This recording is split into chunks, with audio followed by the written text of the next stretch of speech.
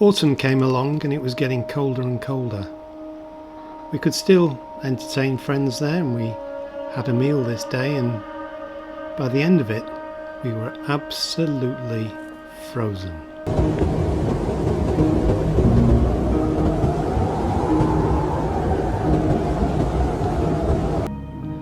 But the garden looks lovely. Snow gently falling, the trees all covered with snow. What could be nicer? Oh no! The next day we wake to this. The tent has totally collapsed. It's a mess.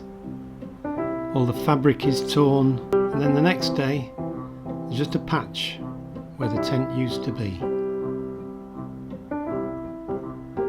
And then the day after, when it started to snow again, just the outline of the snow. And there's George.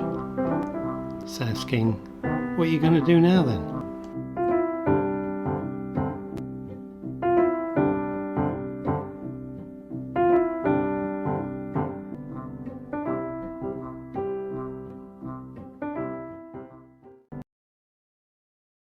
In a school play, my friend could really imitate Hilda Baker, and I was the tallest girl in my primary school. This is in the last year of primary, so I had to be Cynthia.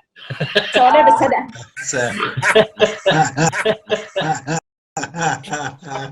You know, my 5 minutes of fame. That's a very good impression, Jackie. You can see. So I started off early on because we had to go out and have an exercise, and I was like going around my local park, and my daughter said, do you know you've got a nice walk down by the canal and it's only across the main road?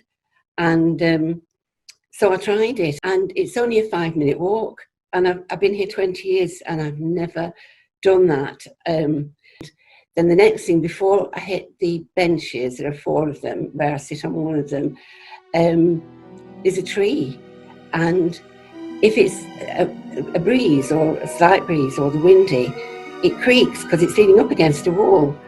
And I talk to this tree because it talks to me. And it was early on. It was the 12th of April, so about a fortnight after lockdown. I'm making my notes, and this lady passes and she's got a camera round her neck. And she said, is it all right if I talk to you? She said, oh, I'm like a social photographer local, and I've been taking shots of buildings in Stretford because things are changing so much. I said she'd like to meet me. Was it all right? Actually, on that day, she took photographs of me. One day when I'd gone in to pick up something for my daughter, there's only like a bakery shop open. And as I'm coming out, I saw this chap with a trumpet coming towards me. As I'm heading out, he's heading in. And I said, you're the man with the trumpet. I said, you made my day a few weeks ago. I said, it was wonderful. And he said to me, which way are you going? And I said, I'm heading that way. He said, can I walk with you? And so I said, yes. And we went outside. He said, I want to play for you.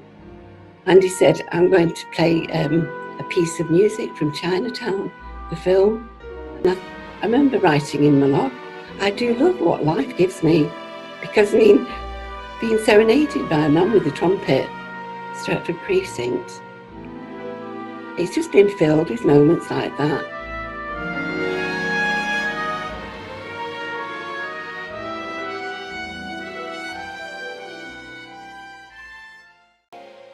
My wife's very protective. You're not going out there. But at night, and the doctor, he says to me, 15.25 stone, you need to lose weight, lad, because if you don't lose weight, cusp of diabetes too, so watch it. So here's an opportunity. Do something. Don't talk about it, do it.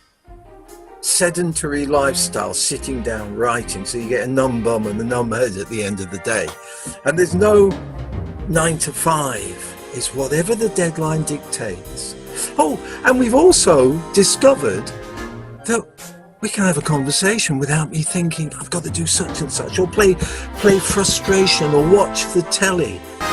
I found a walk 3 miles round at night. Leave at 9:30, put my boots on, beret on, always a beret, off, down and round. Every night that I go down there, the 22A and the couple in the security van, and we're all part of the same new reality.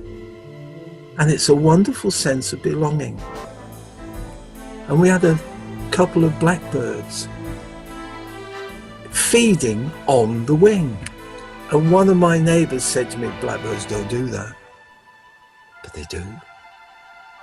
Oh yes, they do.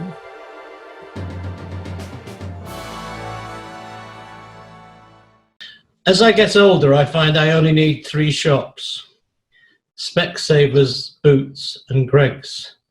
My life is just specs and drugs and sausage rolls. Oh,